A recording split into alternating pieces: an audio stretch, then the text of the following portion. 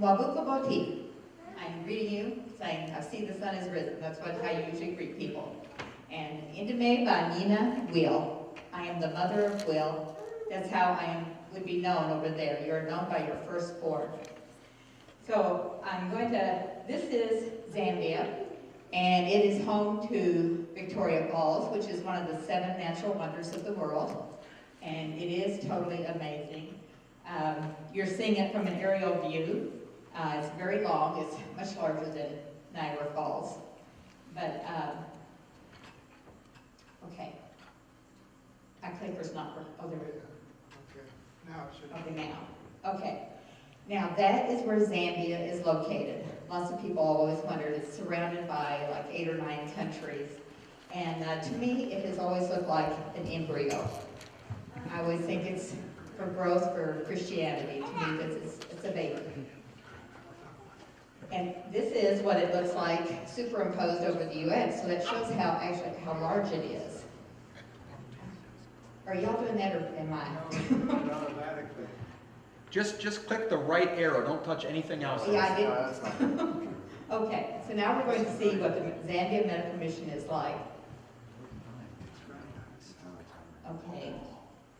Maybe we're not. Hey, Madonna, you're gonna have to tell Dwayne when to go to the next picture. Oh, okay. All right. Next. What's the next one? Okay, this is the Zambia Medical Mission. That first picture depicts what the lines are like when we're getting ready to start. People are just en masse, and you can imagine, like when they finally get organized, having to stand in a line 3,000 and 4,000 deep. I mean, so you shouldn't complain when you go to the doctor's office and have to wait 15 minutes and get to sit in a nice chair. We do the medical. Back one, please. 2. Okay, there we go. We do medical, dental, optical, wound care, cataract surgeries. We have free wheelchairs that we give out, and we make sure that everyone knows that everything we do is in the name of Jesus. Next. This is a man. They come in by all ways. You can't hardly see, but he was brought in by an ox cart. They're brought in by ox carts, and the blind are led by the stick. This is going to be.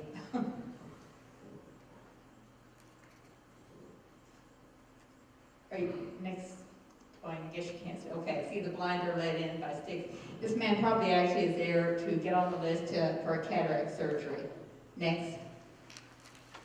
The ladies bring all the stuff they have, carrying them on the head. Of course, they're going to come to us and complain of neck ache, backache, and we'll tell them why. Next. And this lady brought everything to make her meal. She's got all her firewood. She's got a pan on top of her head with all the food in it. So, and she's smiling on top of that. Next.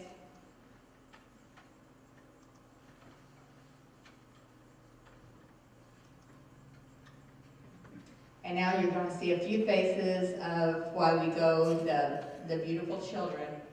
You can just go show these, just go ahead. Go ahead. Isn't he cute? He looks like he's in a lot of trouble. Go ahead. Very sad. Go ahead. Shy. Go ahead. Just a beautiful little girl. Go ahead. Okay, now when they first come in, like I told you, there's a big group, and they get registered. We put the women and children in one line, and the men in another line, because the men go through a certain process, because they will try to push the women and children out, so we want to make sure that we see the women and children. And we still have people that will go through the lines looking for the people who have severe things, because we don't want them waiting all day. We want to get them out and get them to the doctor right away. Next. This is the lady with her 2 daughters. You see they have white stickers on them. If you've got a white sticker on, that means you're for medical. And I came up with these because I make up all these numbers. We have white for medical, yellow for dental, and green for optical. And the way I tell everybody to remember that is yellow teeth, green eyes. So that helps you know where you're going. Next. And while the people are in lines waiting to be registered, and once they've got through and are in the medical lines and whatever, someone's always out there giving them the word. And then some go for spiritual counseling. Next. And this young lady is dipping their fingers. You get your finger dipped, that way we know that you have been through there, because we don't have time to see everybody in all the, for medical and optical and dental. We have to pick out which is their priority. Now, some people may have something really severe in a couple of areas, and we go ahead and get them marked that they need to go to both. Next. You get weighed once you have signed in. Next. You get your temperature taken. Next. And your blood pressure taken. That way it's all written down for the doctors so they know. Next. And then they're led to whichever line they need to go to, whether it's the medical or dental or optical, wound care. Next. This is a medical line. Like I said, next time you're in the doctor's office and you're having to wait 15 minutes longer than your appointment, I don't think I'd be complaining. These people stand out there in the cold, the heat, whatever, just to get to see the doctor. Next. This is Ronnie McQueen. He is a professor from Abilene, and he is totally amazing. He has learned a lot of the Chitanga language. And he will be out there singing with them and laughing and talking to them, and they just love him. Like I say, he's amazing. Next. This is Dr. Carol Bushholz, and she comes from Soldotna, Alaska. And so she comes the furthest. She gets the prize for that. But why I'm showing her this year is because of this next man. Next. This is Dr. John. We just call him Dr. John because his last name is like, well, it's really hard to say. It's a long one. It starts with a K. But I always wondered about him when he first got there, because he seemed like every time we had a breakdown or whatever, stopped for any reason, he would get out of the vehicle and go take pictures and just be looking at everything. And I thought, what is going on? And then I found out this man has stage 4 cancer. And he worked really hard because this was on his bucket list to come be a part of this mission. And so he was just taking everything in. And he should just be in everybody's prayers. He's an amazing man, gentle with everybody, and just wonderful. Go ahead, next. This is Dr. Green. Say "ah," that translates to any language. Next. And this is Rebecca Ferguson. Well, Rebecca Ferguson Duke. I wanted to show her because she started coming on the medical mission when she was 15 years old. And she started working in the pharmacy back when I was still in charge of the pharmacy. Now her mother is. But she worked in it and has now graduated from college, and she is a doctor, and she is a pharmacist. So that's what happens to a lot of these children that go on this medical mission. They just become a part of it, and now she's got her husband involved in it too. Next. This is Karen Bridgewater. She does all the screening for the dentist. As you can see, she's looking in his mouth. Next. And when they get through there, then they come and they get their, at the end of this building, they're giving them the shots to deaden it. Then they graduate to the next line where they're standing so they can go in and get the dental work done. Next. And this is Dr. Bridgewater. It's hard to see him, but that's Karen's husband. Next. And that's Dr. Johnny Estes. You can see how they get to work by the light of a flashlight. Next. This is Ian Munsaka. I have known him since he was in secondary school, which is high school. He's graduated from college, and then he is now a dentist. So now he lives and works there at Namianga at the mission. Next. And this is a line going into optical, which also will have some of the people that will go on a lorry to go get their cataract surgery. Next. And they can also get readers and eye drops. So what I'm doing is sort of leading you through what it's like to go through one of these clinics. Next. And this is Benita Thomas, and she started the lab where we do the HIV testing and counseling. And she is not just a lab technician. She is actually a medical laboratory scientist is what she is. So, very sharp lady. She's also on the board for the Zambian board. Next. And in wound care, we have a lot of, we get albinos in, and one of the things we try to do with them, besides fix their wounds, is to give them sunscreen, a hat, lots of times scarves to help cover their neck, and try to teach them what they need to do to keep from getting injured so much from the sun. Next. Now this lady, it's hard to see, but you see the, oh, I almost forgot my pointer.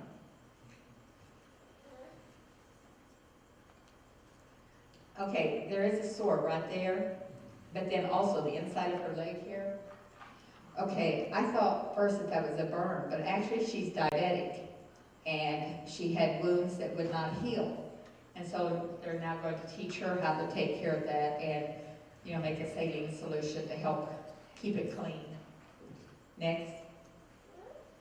And also in wound care, one thing is you can't just give people things out in front of everybody else, but in wound care and in the medical stations, this is a good place. We had a lot of ladies from some churches that made dresses.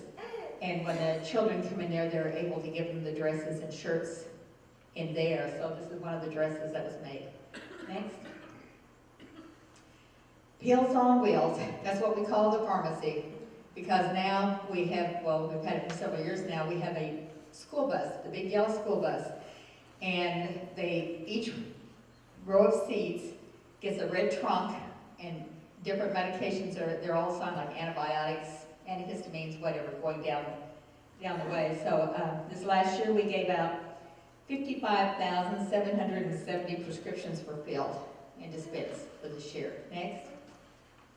So as I said, the prescription comes into the front of the bus. Next. And it will come down that aisle. I didn't have one down the aisle, but they come down the aisle filling it. Then it comes out the back. These people they're making more packages of the medicine so they don't have to wait for them to be filled. Next. And then the Zambian nurses will give the prescriptions out, and they will instruct the people on how to take the medicine. Next. Also, we have a wheelchair program. We give out free wheelchairs, and I think this is probably the 4th or 5th year for it now, but we have given out over 2,700 wheelchairs. And it's so amazing, and I know I've told some of you before, but even the hospital in Livingston, which is supposed to be a big hospital, they had no wheelchairs till we gave them some. They had nothing to transport the people around to the different sections. Next. And these are just a few happy people. This little girl, oh, back up, please. Okay, this little girl, she's actually 11 years old. And her mother had carried her around on her back for all those 11 years, because she cannot walk. And this is a car seat that's in that wheelchair. We had several people donate car seats. That way we can put them in the wheelchairs to make it comfortable for the children so they don't slide out. And then you can see this next one is very happy to have one, and showed you her picture last year. She's a mother, and she crawled around in the mud all the time, had to plant in the mud. Now she's got her wheelchair that she can get around in. Excuse me a sec. Next. I call this one duct tape and foam. This little baby here could not sit up, didn't have the strength to support itself, so they took duct tape and foam and a carabiner to be able to fasten it, and they made a brace for that baby. You get to be MacGyver over there. Next. Okay, that means it's intermission time, so you just yawn and relax, and so I'm going to show you just a couple of, next. Okay, this is Nikki and Callie Kirby. These are the nieces of Drew and Jill Pickens. So we finally got to stop at the end of the mission before they got on the plane to take a picture so I could show them that they were actually there. Next. And of course, any grandma has to show a picture for grandkids. So those are my grandkids that go over there every year too. Next, oh, that's in front of Victoria Falls.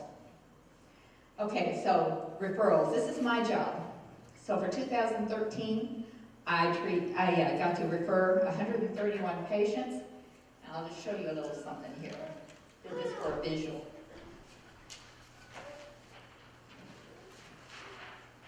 This is my spreadsheet of everybody I saw, the village they're from, their ages, what their problem was, where I referred them to, and how much money it cost to send them.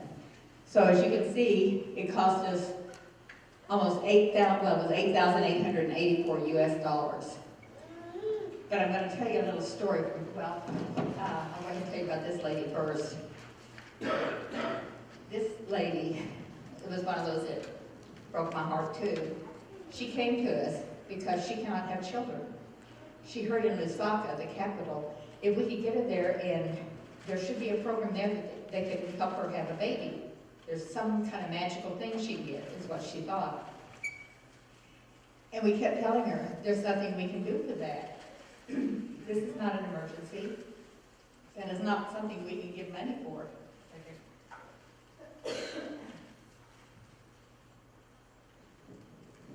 She didn't want to hear that. She kept staying and asking, please, you must help me. I found out from my translator, Shadrach, he says, since she cannot have children, her husband can dismiss her and take another wife. So that's why she really wanted to be able to have a child. Sorry, I have a ticklish throat. But she probably sat there for a good 20 minutes trying to convince us that we needed to help her. Next. This man had broken his prosthesis, so that's why he came to us, so that we could send him to get a new foot attached to it. Next. This little girl has 8 fingers on each hand and 6 toes on each foot. So I also sent her to, there's an Italian hospital in Lusaka, the capital, that if we get the children there, they will do surgeries for free. So that's where I referred her to. And that's my job over there, is referral. If we cannot help them out in the bush, they send them to me. Then I know most of the clinics and hospitals that can help each one, and then I have to compute how much money it's going to take to get them there. And then whatever cost is going to be. So, but also I forgot to mention that even her mouth and her tongue were malformed. So next, and this is at Kasakili. One thing I'm going to show you on that. At a half-day clinic, we treated more people than we did at the next 3 days of clinics. This was totally amazing. I was so busy, and I didn't realize, you see, I'm wearing a vest. It's one of those safari vests, and I keep the money inside the pockets. They probably think it's a magic vest that money comes from. But it was getting near the end of the day. I had about 12 to 15 people still on my line, and I went to feel in my pockets, and I thought, I'm running out of money. And I told my translator, I said, Shadrach, I said, I'm going to, have to go down and read everybody's prescription, what they're coming to me for, to find out who I can help, because I don't have enough money to help everybody that's left. Each one I went to, they needed help. I got to the end, everyone needed help. And I just stood there and I started to cry. So I thought, okay. I went behind a building because I didn't want them to see me cry, because they wouldn't understand what I was crying about. And I told myself, okay, this is not getting me anywhere. It's not helping anybody. So I said a prayer and went back out around the building.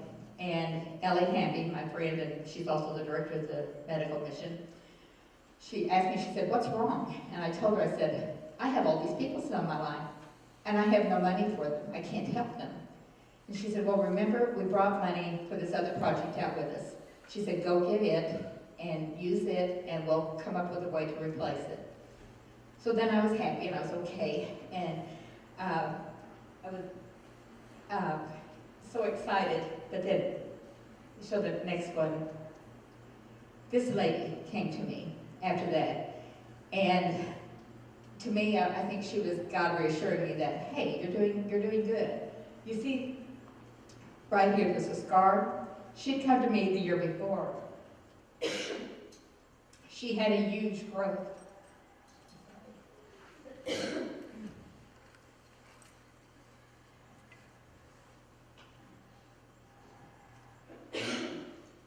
That's what happens when I talk too much. Anyway, she had a large growth on her face, and I sent her last year to get it removed. And this is all that was left. She was very happy, and I was happy, and we just hugged each other and, just laughed. So that's why, I know that God answers your prayers, and He will provide when you need. So I think that's the message He was giving me, and that we're doing good. So next. From there, we're going to go to a Sunday morning service when we're out before we start that day's clinic. The top, we're having the Sunday service, and then we pick up a collection. Well, you see in the bowl to the left, there's kwacha and there's US dollars. The bowl on the right is a bowl of ground nuts, which are peanuts. This is all this woman had to give.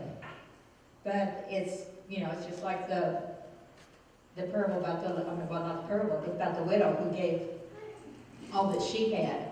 This lady could have sold these and bought other food for her family, but she gave it to us. So we found out from one of the spiritual workers, the Zambians, what would it be worth. So we sort of doubled it. We put that in place of the ground nuts into the collection, and then we fed it to our workers.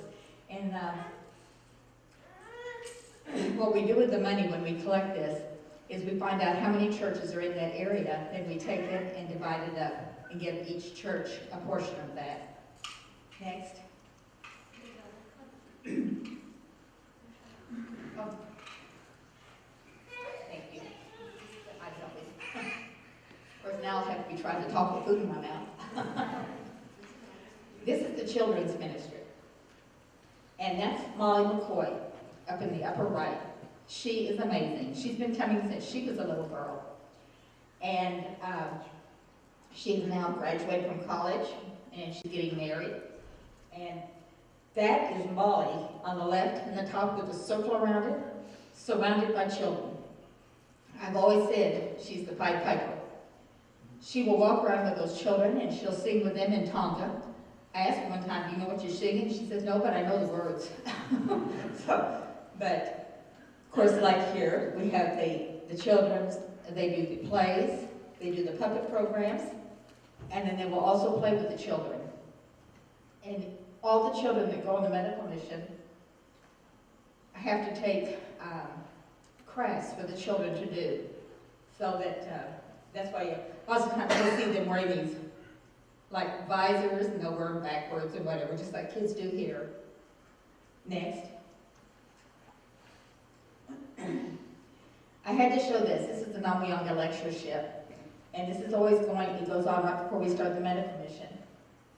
So most of the men that go over know that they're probably going to be called on to preach or speak. This was the Sunday morning worship. You just have to say this. 1,075 people. The auditorium was full. They had to put them on the stage. They set them up outside in the front porch. They're on the side of the building with the windows open so they can hear. And it's just amazing and a lot of these churches have started because of the medical mission. Next. And this is Namuyanga Christian Radio. And I don't know if you can read that, for the vision, the sign on the left in front of the building, it says their vision is to win souls to Jesus Christ. And you can read, I'm not going to try to read it because you hear my throat already. The mission statement. And we are just inches short of being the tallest tower in Zambia. KB Massengill, who actually had it built, he was upset because he wanted it to be the tallest. But on the left, I mean on the right, those ladies are out in the village, sitting there listening to non-Christian Christian radio, because that's one thing they get. But they all enjoy it, and even the chiefs from different villages have said, okay, we want more Christian singing, we want more Christian songs, we want more Christian programs, and we want them in Tonga. So we have a lot of programs going on that are just really helping. Next. Okay, these are the faces of Zambia and why we go. And now you can just do next. To heal in His name. Next. To share the good news. Next. To save the lost. Next. To give hope. Next. To help a people in need. Whatever you did for one of the least of these brothers of mine, you did for me. Matthew 25:40. Next. But how can people come Him if they have not believed in Him? How can they believe in Him if they have not heard His message? How can they hear if no one tells the good news? And that concludes. Now, if anyone has any questions? And if you do have a question, you're going to have to speak up because I can't hear. Yes, Jim. What do those people dip their fingers in? You said they dip It's called ginseng violet. It's probably something similar to what you do use for a stamp, but it's listen for it. Can you hear me?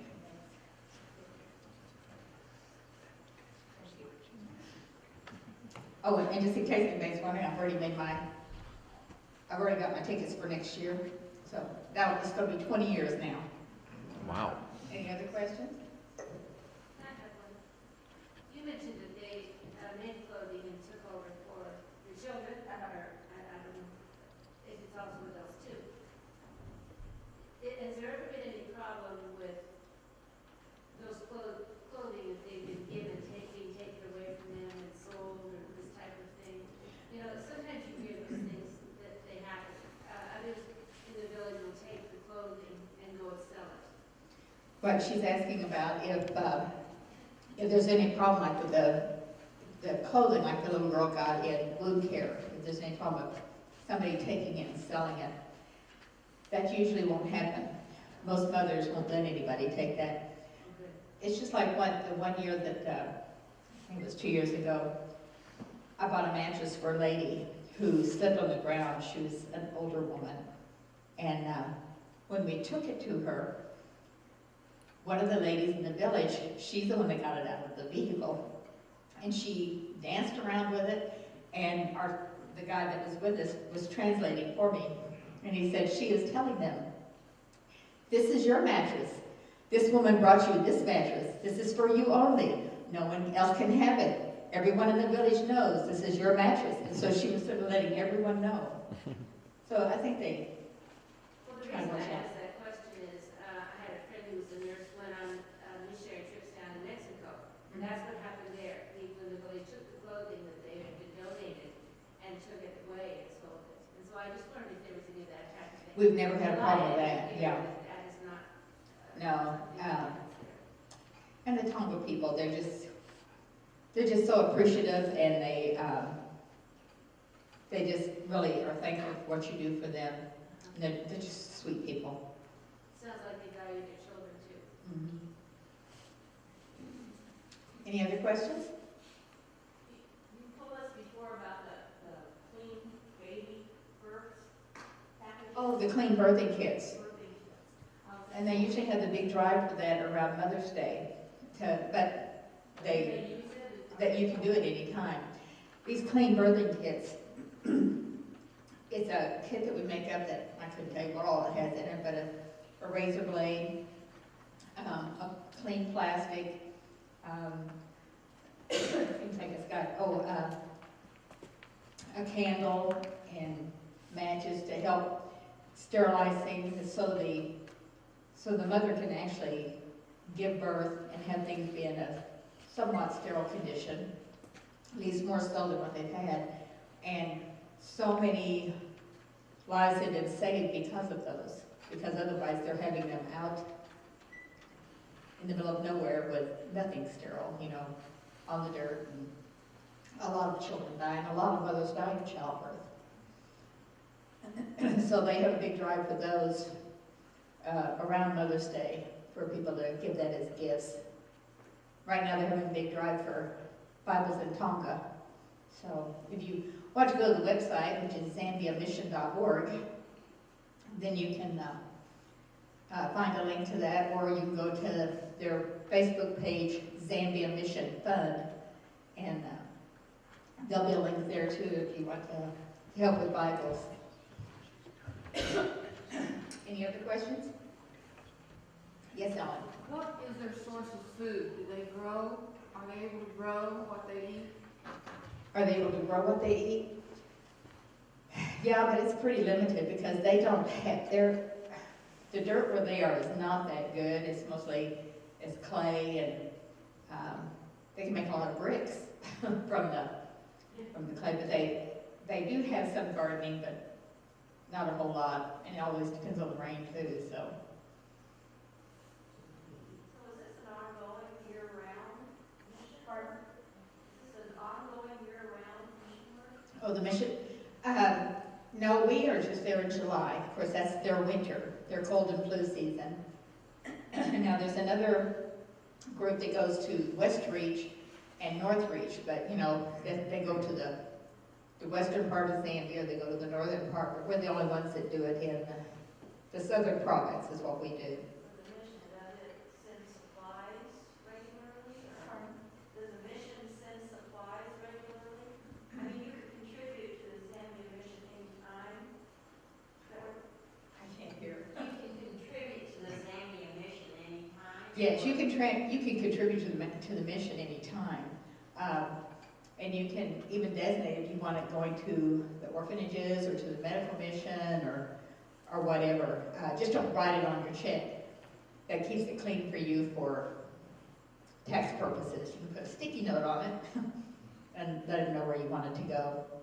But yeah, you can donate anytime because there are so many needs there at the mission. We are taking care of orphans. We have like 4 orphanages, and one of them is really has been built for the ones who are critical and probably are not going to live, but it's to help them be as comfortable as possible, the babies.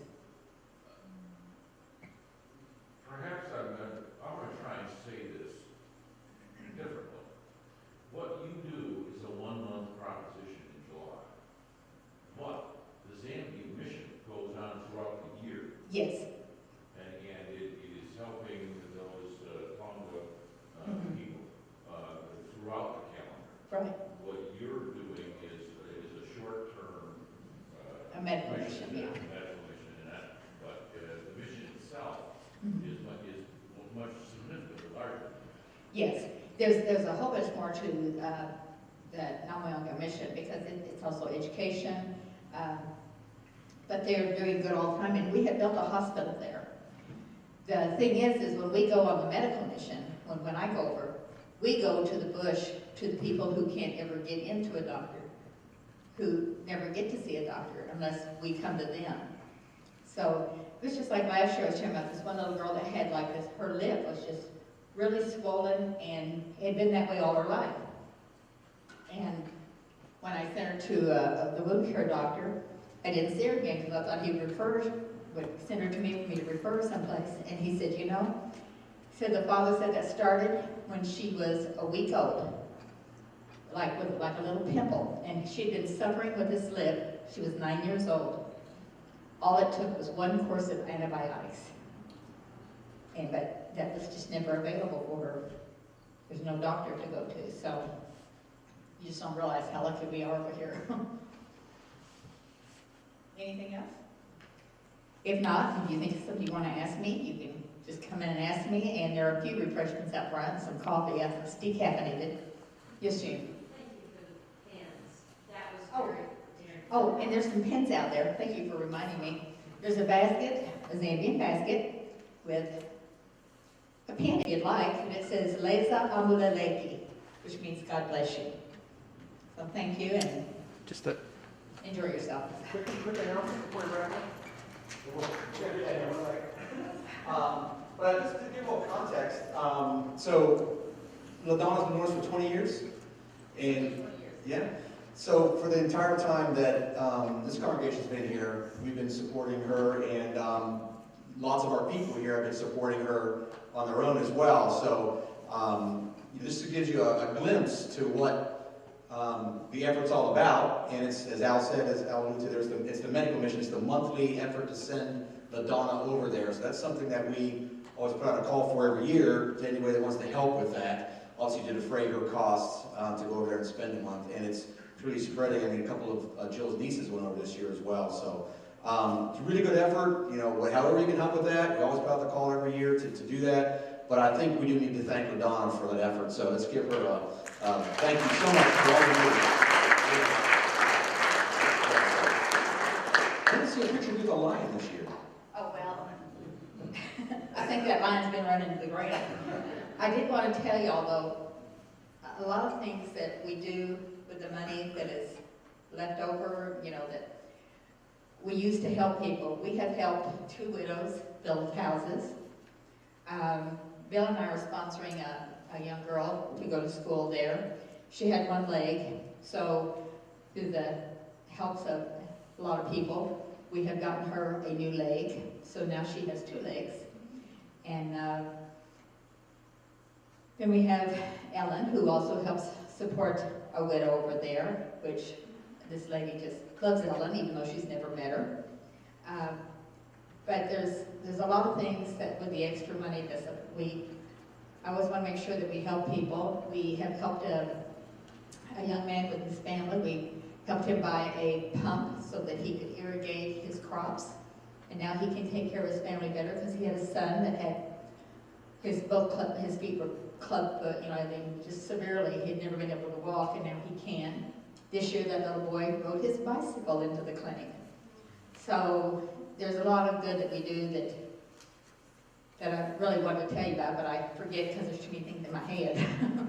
So, anyway, thank you.